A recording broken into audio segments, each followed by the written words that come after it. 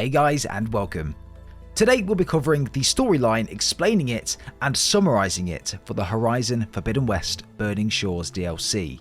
I just want to say that this is an absolutely incredible DLC, one of the best I've played in a very long time, and I think you're all going to really enjoy it when going through this video or buying it and playing it for yourself. These videos are put out there by myself to people that just want to go more in depth around the story, go through it completely, understand it in a better way, or it's also for those that don't really want to buy these DLCs and experiences, but also want to experience the storyline like the rest of us and enjoy it as they would if they were playing through it. And with this DLC being extremely important to the next Horizon game, you really don't want to miss it. So leave a like on today's video if you go on to enjoy, it'd be very much appreciated. Subscribe if you guys are brand new to the channel as well for plenty more story-based content like this coming out for pretty much any new story-based game. So if you like that sort of content, stick around for it as well. And let's dive straight in. Burning Shores begins with Aloy starting in her base when Silence suddenly radios to us. Silence tells us that he has some interesting new news to share with us, and he's waiting at Tilda's old house to tell us this. Aloy makes her way there, and here we can see Silence standing staring over the ocean on the balcony of Tilda's old house. As we approached, Silence reflects on the ending of Forbidden West, how Tilda tried to lure us in, telling us that she's on our side and that we fell for it. But Aloy was none the wiser at the time, and that's of course why it all happened that way. However, Silence tells us that as he was researching within the Zenith base and the Zenith craft, that he was able to find 13 Zeniths that came off the ship and onto Earth. However, we only killed 12 towards the end of the game. The 13th is missing currently, and this was no ordinary Zenith. This person was named Walter Londra. In the 21st century, Londra specialised in aerospace, whilst also being a bit of a celebrity as well. He built businesses back in the 21st century based on mining precious minerals and ores from asteroids, and selling them on planet Earth and distributing the minerals and materials for a profit. Silence believed that Londra might know something about Nemesis, something that could stop it once and for all. However, Silence too believes that we should start looking for ways to prepare ourselves for Nemesis, and try to salvage and use some of the Zenith technology to build a weapon to try and hurt it and at least fight back. Londra had a base in Los Angeles, and his space mining company also had its HQ there. This is the place known as the Burning Shores by many of the Tenakth, and it's the most logical place that he would go. So, after a quick pep talk from Silence, proceed with caution, Aloy. I suspect Londra is even more devious and resourceful than the other Zeniths. Oh, Silence. If I didn't know better, I'd think you were actually concerned about my safety. off we go to the Burning Shores.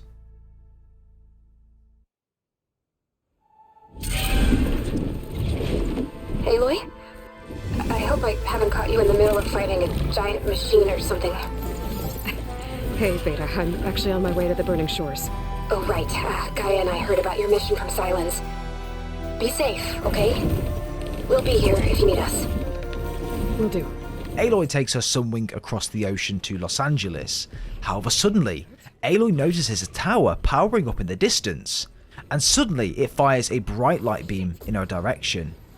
She was knocked off of her sunwing and forced to glide down to the surface, and there is where we met a new friend named Seika. We would take out the machines nearby and speak with her more as to who she is and why she's here. Seika is a part of the Quen, and she's wearing a focus? It looks as though it's one that only a diviner would wear. So where did she get it from? She knows that we're not from around here because we didn't know about the tower in the distance, and everyone else in this area does. We tell Seika that we're looking for a ruin on a hill northeast of this location, and that's where Seika responds, Ruin on the hill. You mean Starlight Rise? Aloy turns in disbelief that she might know the location that she's looking for. We ask if there's another way to get there, but with that tower sat there, it will take absolute days.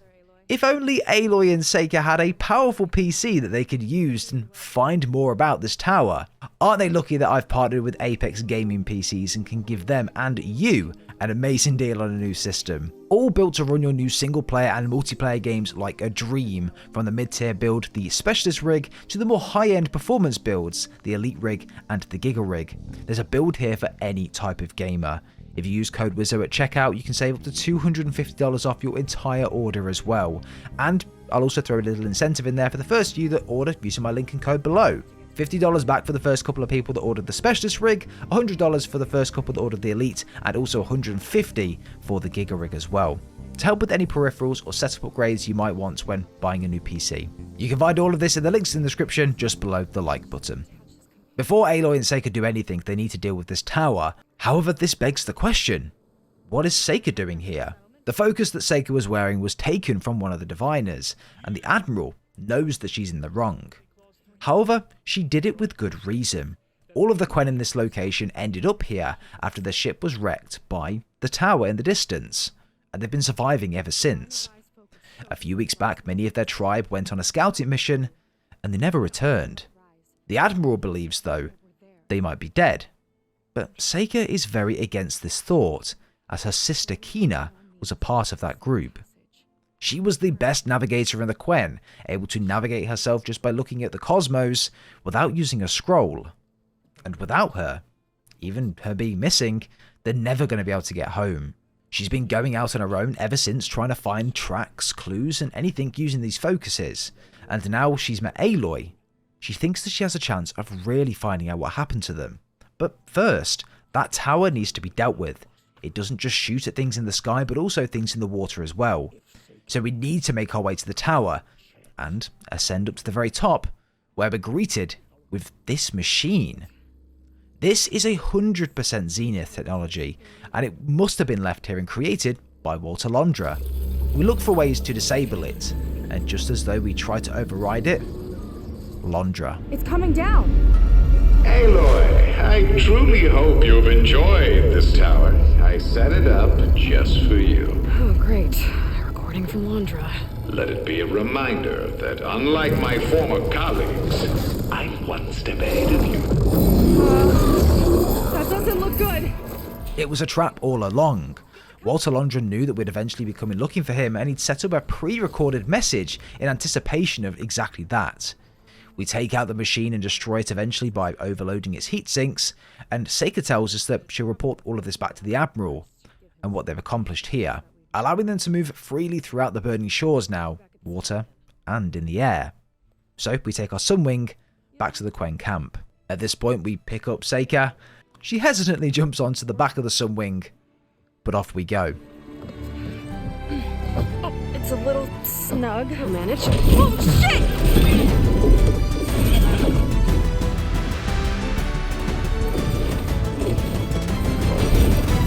We finally reach our destination, and we can see a bunch of shipwreckages from the Quen that went missing. As we scale the mountain, we can see that the Quen were definitely here, and to get to this point, it must have taken a lot of effort in order to reach these heights. But why were they here? It doesn't make any sense. We get into the testing bay, and here we see something really worrying. A rocket engine that was built but decommissioned very early in its development due to the radiation output of the rocket when it goes off. If this rocket was to go off, it would result in the poisoning of radiation to everyone below in a radius of around 1,000 miles. But there's a reason Londra dug this technology out. Is he planning to use this to escape? To escape Nemesis? As we continue further on into the facility, we can see that many of the Quen that were here were killed, crushed by the rubble and the debris throughout this facility as it basically cut in half. Not even a burial for them, just left to rot away. Londra and his space mining company was working with Ted Farrow and Farrow Automated Solutions as well. 1 month, probably the month close to Zero Dawn, Ted Farrow upped the orders of non-terrestrial minerals by around 6-fold. Londra became increasingly curious at this stage and wondered what Ted was planning. Then we finally reached the mission control room for Londra's space mining operations, and atop of this room was a doorway with a code. We needed to cycle through 4 audio logs to decipher what this code was. However, the audio logs revealed a lot about Walter Londra himself. Londra would do anything to get what he wanted. He believed the collateral was normal. People needed to die for him to get what he wanted to be successful, especially during asteroid mining. However, the final audio log was one from Londra's wife, Evelyn. When Londra left for Far Zenith, he didn't take her with him. She was trying to make her way into the facility to the locked part of the room which was above, praying to let her in. But it was too late because Londra wasn't there. He was already on his way on the Odyssey with Far Zenith. Why would Londra leave her behind? I thought that he was in love with her. No? We finally find the code and make our way upstairs into Londra's living quarters and find a recent log in the security system. Here we see an AI named Nova and Londra speaking about a project. This project was one that was cancelled originally, but Londra wants to revive it. And something called MSP, which we're not too familiar with just yet. Nova recovered a series of files for Londra and mentions that it's a shame that we had to revive this particular program. Londra was not impressed with this empathy from Nova and reduced Nova's empathy matrix by 15% because of this comment. The files were transmitted to something called the North Array, and if we can find it, maybe we can track Londra down. We walk outside the HQ and find a transmitter just outside. It emits a location just west of here, so that's the place that we need to go. However, Seika is becoming increasingly frustrated at the secrets that Aloy is keeping from her. Aloy doesn't want to tell Seika about Nemesis because she doesn't want to worry her Seika around the world completely ending. Londra used the Quen to dig up this place, to dig up his old HQ, and use them to build a ship to get off Earth and into the stars.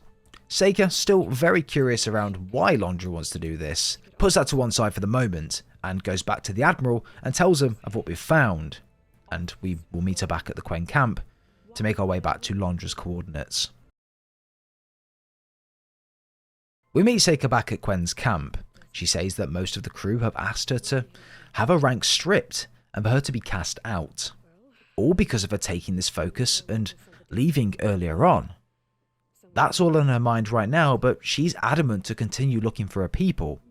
We take Seika's skiff to the coordinates that we'd found on the transmitter, and as we continue on, the coordinates are leading us increasingly closer to the Horus on top of the mountain. And on the shore, more Quen boats. We scale to the top of the mountain, and on the legs of the Horus were these balls of blue light. These were left by Londra, but why and what for we don't know just yet. We eventually reach the top of the mountain, and there we see a force field around a cave entrance. Londra definitely set this up, and Aloy scans the terminal on the other side, and there it presents an idea of what's underneath this Horus. There's something further in, some kind of compound. However, as Aloy looks further, there are two power generators hooked up to the legs of the Horus, which is what we'd found earlier. Londra found a way to get part of the Horus working again, which doesn't sound very good. So if we take out these two generators and it disables the shield, onward we can go. So we do exactly that, and then we enter the cave, which still seemingly has power. And through the doorway at the end, the missing Quen? What are they doing here? They just seem to be waiting here. No panic, no rush or anything. We speak with the two members of the Quen at the door. We're greeted with them asking if we'd come to join them. Seika was concerned at first. However, Aloy quickly goes along with the story. The guards at the door were initially concerned because the leader of the tribe, Zeth, wouldn't allow a barbarian, which is an outsider to the Quen, to join them in here just willy-nilly.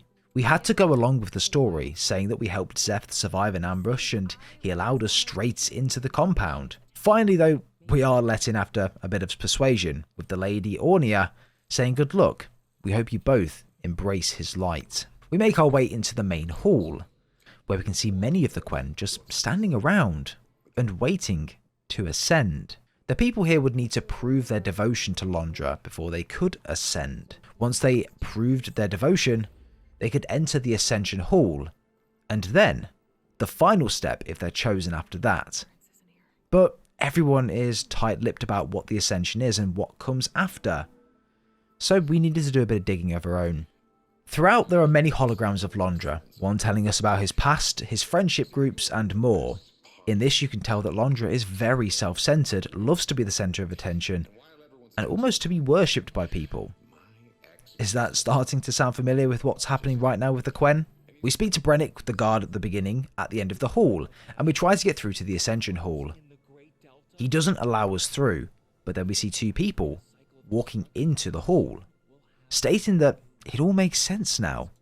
We need to learn the words of attainment before we can get into the hall. So to do so, we decide to speak with one of the people that had just came out of the hall, Atusu, who didn't seem like he was really fully convinced. Atusu has his concerns. He doesn't believe it's completely true, and that it could all be a bit of a farce. A better world? A new world? Londra's kindness doesn't seem genuine. We gain Atusu's trust, tell him that he and his friends are in grave danger just sitting around here. And he gives us a bit of a hint. It's what Walter loved most about his friends. That was their dedication to him. Atusu then tells us the words of devotion, which are exactly this. Only through devotion may I embrace his light. Only through him may I ascend to a new world. Thanks, Atosu. You've been a big help. I hope you know what you're doing. We return to Brennick and speak the words of attainment to him, and he has no choice but to let us in. We walk down the long corridor before being greeted by a lift, and as we make it to the top, there is the rocket. Londra is building a spaceship. The clouds surrounding it, they're just not real. This entire place is an illusion to get the Quen on side, for them to worship Londra. We get closer to the ship and Aloy scans it with a focus. The storage facility to hold the members of the Quen he's taking with him doesn't seem anywhere large enough to take them all. And the most concerning thing, that rocket. Remember the rocket we found earlier on that was dug up by the Quen for Londra? Well, he's using that rocket on the ship, and when it does go off, it will poison every tribe in a 1,000-mile radius in the region. Most of them, if not all of them, will become sick, and they will die. Londra will do anything to get off this planet, even if that means putting thousands of innocent lives at risk. But why build a rocket in the Horus? Well, the Horus has an inbuilt printing mechanism that allows it to print and distribute anything that you can think of. This would have been used previously when everything was okay to print robots and basically give you an endless supply of them, so that they can just print and not have to have any human interaction in order to print them.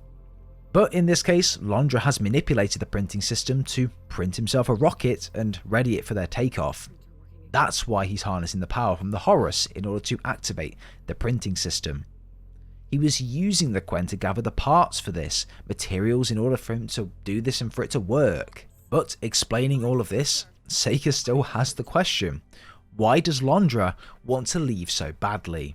However, as Aloy was about to tell her, in comes Zeth with the new toy.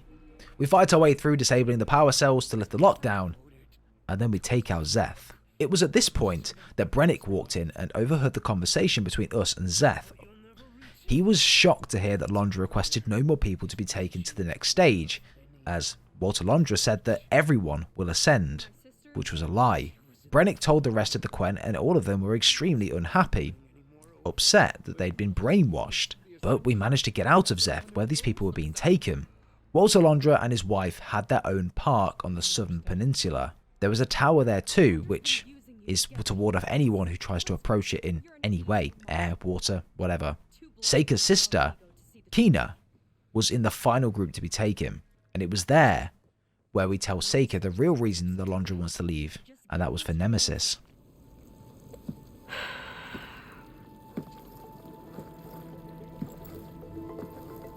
Something is coming to Earth. It destroyed the world that Londra fled, and it wants to do the same thing here. Destroy the world? What could possibly do that? It's called Nemesis. It's like a machine, sort of. But it's more powerful than anything you or I have ever faced. That's why Londra's building the ship. He's doing everything in his power to leave before it gets here. And I guess he wants to take some Quen with him, too. Look, I know this is a lot to take in, but there's still hope. If you say so. We meet Seika near the beach. Aloy feels terrible for dropping the end of the world news on her. She doesn't really know what to do, and why would you? But here, Seika opens up, tells Aloy more around her sister, that she thinks that she's now one of the Londra's people and one of his followers, and that it may be too late.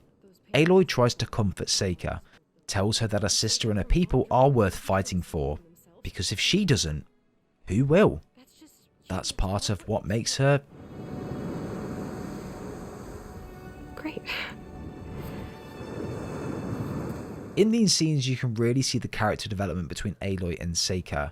Aloy has taken a serious liking to her, and more than just a close friendship, with physical touch affirming that as well. We gauge a plan together, and it's to use a water wing to fly, but also dive below the water, avoiding the tower's blasts.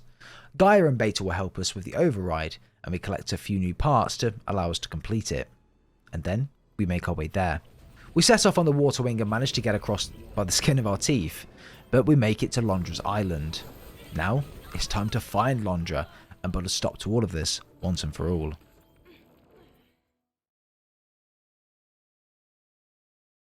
As we scale up the mountain, we can hear a bunch of guards speaking about a volcano, and how that's where Londra was last seen holding up. That was the overall goal, to get in there. However, once we did reach the volcano, the door just would not open. We overheard some guards speaking about something called the Armory, and it's in there that we could find answers to how to get into the volcano. However, as we proceed further into the facility, we find Kina. As we listened to what she was saying, she seemed to be brainwashed like the rest of them. But then in comes an AI, Nova, the one we'd seen on the hologram earlier, surrounded by multiple guards. There's a guard called Feder. Feder has the key that could grant us access to the Armory, and then also the volcano. So we needed to take him out, and then make our way into the Armory, to figure out what the hell is in there and how to get into the volcano. As we entered the Armory, we find a series of different things. Londra is keeping gallons of pure alcohol, and even petri dishes with hair and nail samples within, from the Quen. We pry a door open, and come across a Zenith operating table, which didn't look very friendly. We access the terminal and give it power, and it becomes very clear as to what Londra is trying to do here. Walter Londra is brainwashing people, manipulating the Quen, not wanting them to think for themselves. And this is what MSP is. Suddenly, out of nowhere, comes Nova, the AI. Nova's happy that Aloy turned on the power, as it bypassed some of her lockdowns that Londra had set on her. But this confused Aloy a little bit. Why should we trust Nova? Walter plans to leave Earth behind before Nemesis arrives. He wants to create a new colony and use Quen DNA to populate the world. He will take a closely selected group with him to run the world like gods, which are the ones which he's taken with him here. He will use MSP on all of these people, and none of them will be able to defy him at all. He will be the god of the world, and they will not be able to think for themselves. What exactly is MSP? MSP is a mind control program. Previously, Walter's companies mined asteroids for rare metals to sell on Earth, right? There were great concerns, however, when doing this, that some of these asteroids could be weaponized and used as projectiles into different planets. The Mutiny Suppression Protocol, MSP, was a project initially intended as a failsafe to prevent any such things from happening, to prevent astronauts from engaging in such activities. However, the program was discontinued due to multiple subjects experiencing episodes of increased aggression. When the Zeniths arrived on Earth, Walter revived this program, and is now planning to use it on the Quen to build an army and the colony on this new world. This is why the guards are so aggressive and obedient, making them the perfect guards. However, since then, Walter has refined this project and has plans to use it on the Quen to take with him to this new world. This will not make them aggressive, but incredibly submissive. Nova says that Kina is not yet brainwashed, but what he has planned for Kina is very disturbing. Londra is choosing people out of the Quen that closely resemble his older friendship inner circle, but will be cautious to not repeat a mistake. His closest friend betrayed him in the past, and this is why he's so intent of using MSP, so they'll never be able to do this again. Quen, however, will not just join Londra, but will be his mate, like his partner. And can I just say, she does not look very old, so I'm pretty grossed out about that, to be honest. But why is Nova telling us this? Well, she's been a servant to Walter for over 1,000 years. He will constantly tweak her personality matrix twice a day for over 1,000 years, and it's tiring, it must be. And she just wants to be laid to rest. It's really sad, really. Nova also disabled all of the air and sea defenses too, so we can go in and out of this island as we please now. But there was only one condition. We need to purge Nova's source code, so that she dies. So we do this, the doorway is opened, and also the volcano opens. And we make our way inside. And there is Londra, Quen, and her friend. Seika couldn't stand to watch them any longer, and sprints out to confront him. With Londra calling Aloy the Ginger Avenger, which I thought was hilarious. Now I see!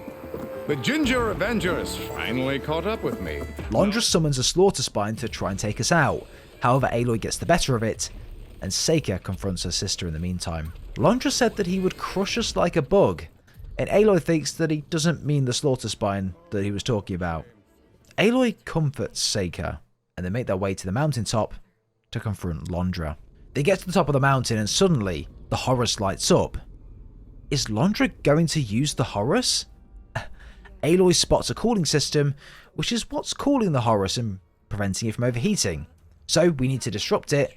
However, the Horus was printing machines quickly to try and stop us, even taking control of its leg to try and kill us as well. We get to the cooling system and take it out, but then this happened. The Horus came to life, but wasn't able to fully operate due to it overheating because we disabled the cooling system.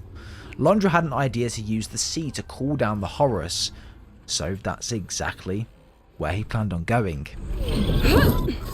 He's heading for the bay! He's gonna use the sea to cool the Horus down. Legacy's light. How are we supposed to stop that?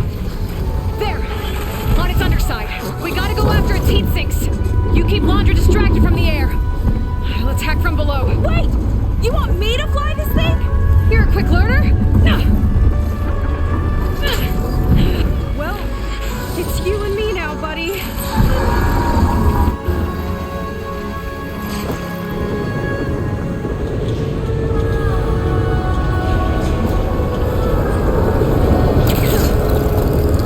Okay, gotta intercept the Horus, then go after its heatsink. Aloy jumped down and tried to take out the heat sinks before coming head to head with it on the beach. We fight it whilst taking out the heat sinks, and the Horus is completely on fire at this point. Londra takes the Horus into the deep sea water to completely put out the fires and also to try and cool it down. So, of course, Aloy jumps in straight after it, climbs on the inside of the machine, and then we make our way through to try and find Londra. Seika is distracting it on the outside, and finally, we find him, and it was just us versus him.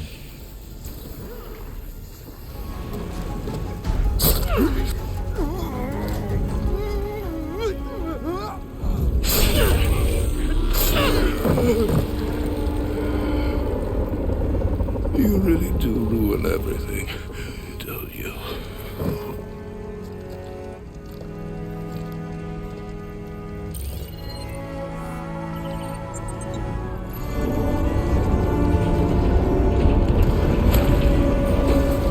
I'm inside this thing's head.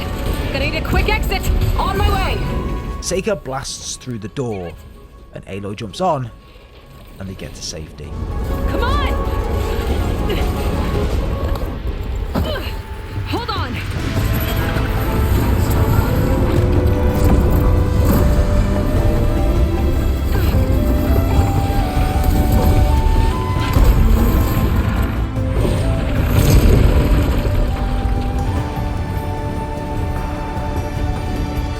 Not really sure how to land this thing.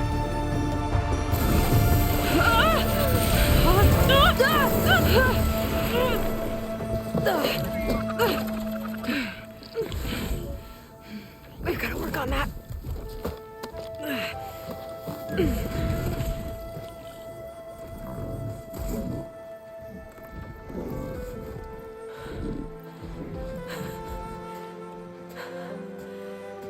We did it. I wonder what everyone back in the settlement thinks about what just happened. To see a metal devil rise from the dead? Guess you better report to the Admiral and find out. Go on, it's okay. I'll catch up. Don't leave me waiting too long. Seika goes to tell the Admiral of what happened, whilst we radio to Silence, telling me exactly what happened. We send in some data from Londra's implant so that he can analyse it and see if he can find anything to fight back against Nemesis. However, Aloy wanted to go back to the Fleet's End and meet with Seika first before going back to Silence. We return and speak with the Admiral and ask him to give Seika the title that she deserves. He agrees. However, Seika tells us before we go, she wants to speak with us in the place that we first met. Aloy, it's time. Aloy clearly feels something for Seika, right? You can just see it through the physical touch throughout the game, throughout the cutscenes, and also the way she expresses herself near her. Meet me back where we first met when you can. Okay? Okay. I'll see you there.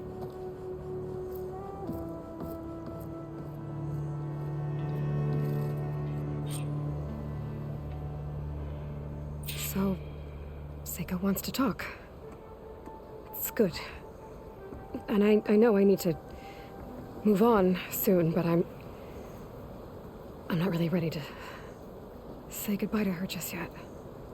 Before I find her, maybe I should look for her sister around the settlement, just to see how she's holding up. Okay, so Seika's waiting for me where we first met. There's no reason to be nervous, right? Yeah, right. And she is shitting herself. I love this character development. I love how she's just fought I love how Aloy's just fought a civilization 1,000 years ahead in technology, but she's shitting herself when talking to a girl. Like, this is 101 reality, and it's hilarious. Look, I don't want to talk and spoil this moment, so let's just have a listen between them. You must feel pretty good. Got your sister back, your people. What's next for the woman of the hour? You're the one who ripped apart a metal devil from the inside. I think you should get a bit of credit too. Maybe a little. As for what's next, the Admiral's going to need my help to reunite our half of the expedition with Alva up north. And after that, I don't know. I don't think things will ever be the same with my sister or my people. You're not gonna sail back with him? I want to see home again. Someday. But things have changed. The Quen don't know what to do with me, and I don't know where I fit in. I guess you know what that's like. Yeah. For a long time, I hated the idea of home. For me, it meant where I grew up, where I wasn't wanted. But the thing is, the last few months, I've realized that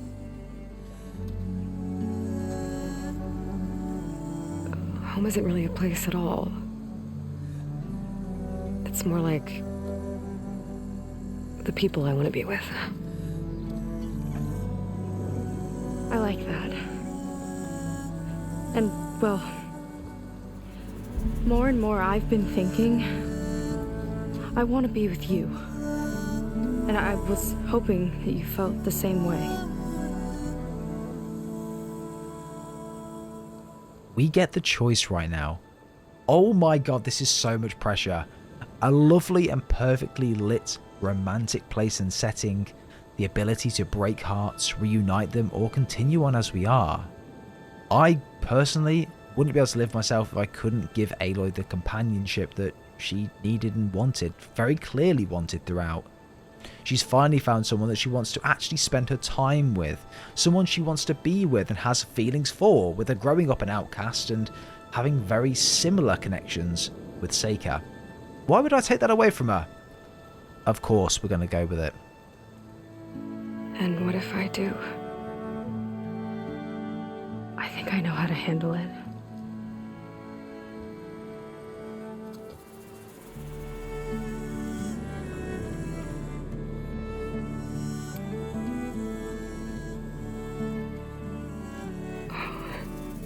Yeah.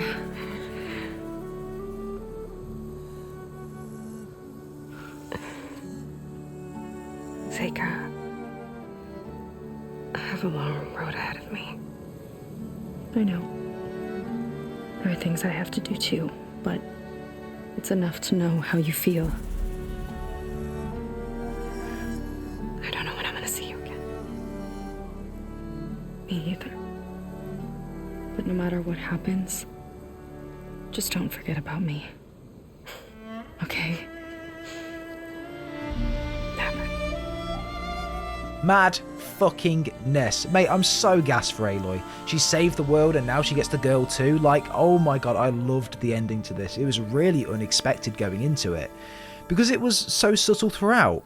You had hints that Aloy had the feelings towards Seika, the nerves were there, the physical touch throughout as well, and the way they both looked at each other, you could just see it and you could really tell. Bravo, man. Honestly, bravo. What a great ending to an incredible story.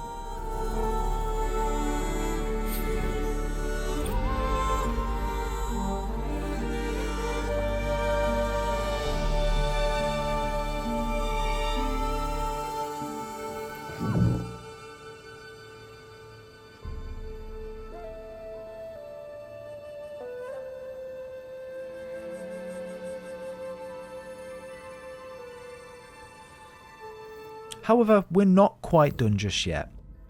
Silence has decrypted a lot of the data from Londra's implant, and we need to meet him back at base in order to discuss it. Imagine that you're eager for some intelligent conversation. There are some pretty special people among the Quen. If you dropped down to Earth once in a while and did a little mingling yourself, you might realize that. I have more important matters to deal with. Like the data you recovered from Londra. You found a lead. Indeed. A log entry he wrote shortly after the Zeniths escaped the destruction of their colony. I'll send it to you. There is much to unpack, but most importantly, Londra theorizes about how Nemesis might be countered. His musings include a list of 21st century corporations that manufactured state-of-the-art weapon systems. It's possible that one of these weapons could be deployed against the enemy. Now, I'll have to investigate each company, of course, locate their facilities, unearth their technologies, determine their efficacy and whether they can be brought back online. All by yourself, huh? Londra theorized that Nemesis might be countered in a way. It's possible that a weapon created during the 21st century could be used against Nemesis, and multiple corporations during that time could have the infrastructure and technology to build these weapons. Silence would work to find out and bring them back online, but then Silence says something very unexpected. Aloy, Nemesis is not a threat that can be defeated single-handedly. I am grateful for your extraordinary contributions.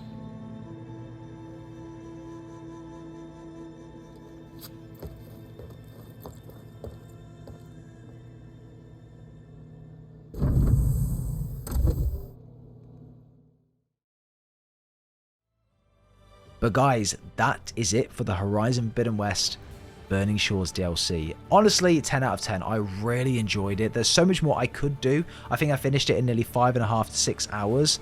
There's so much more I can do in the world. There's so much more I can explore and see. For a DLC, this is really, really top notch. And I've got to give the developers massive props for this. They've absolutely smashed it out of the park, and the love story alongside it as well. So unexpected, but I loved every second of it. But if you have enjoyed, everyone, leave a like. If you did get this far, type down below Aloy in the comments down below, just so I know that you've got this far. We always do this in these types of videos because they're quite long, so I'd very much appreciate it if you could do that. Leave a like if you did enjoy, everyone. Subscribe if you guys are brand new to the channel, and let me know your thoughts and opinions down below on the DLC if you've played it or if you've just watched this video through. But without further ado, everyone, we'll see you all next time.